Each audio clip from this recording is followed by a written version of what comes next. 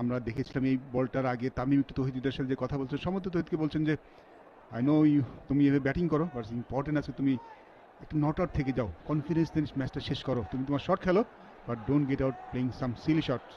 আমরা একটু আগে দেখছিলাম দাভিন মালান, মাহমুদুল্লাহ রিয়াদরা প্যাট পরে বসে আছেন। তাওহিদ যেহেতু খুব বড় ইনিংস তিনি খেলেননি, তিনি ওপেন করতে নেমেছেন তামিম ইকবালের সাথে। তামিম স্ল্যাশ করেছেন জোরে, জোরের ওপর অন দা আপ, বল চলে গেছে সীমানার বাইরে। সাহায্য করে টিম যাই হোক, বাট একটা ভালো দিন শেষ করলে, ভালো খেলা শেষ করলে ফ্রান্সের জন্য ভালো। আবার স্কয়ার কাট করার চেষ্টা, কানেকশনটা ঠিকঠাক হয়নি, তবে এজ হয়ে গেছে।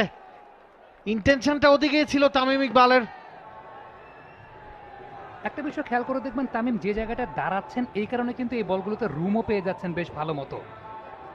যদি এমন হতো যে মিডল ল্যাগ করিডোরে তিনি দাঁড়াচ্ছেন, তখন হয়তো বা রুম পেতেন না, অনেকাংশে এলবিডব্লিউ এর জন্য একজন পারফেক্ট ক্যান্ডিডেট হতে পারতেন।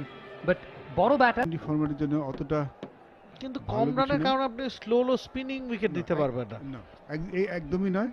তো বাউন্সটা একটু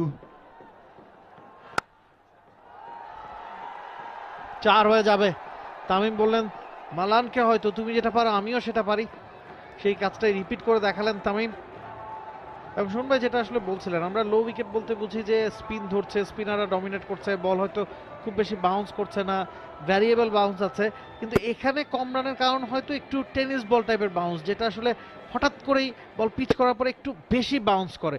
মানে সাধারণত বিপিএল এর উইকেট বা মিরপুরের উইকেট বলতে যা নাম্বারতে এসে যদি আমরা একটু সিঙ্গলস নেওয়ার চেষ্টা, যেটা ডেভিড মালান এবং তামিম করছেন, তাহলে কিন্তু এই উইকেটে কিন্তু শট খেলার জন্য খুব ভালো।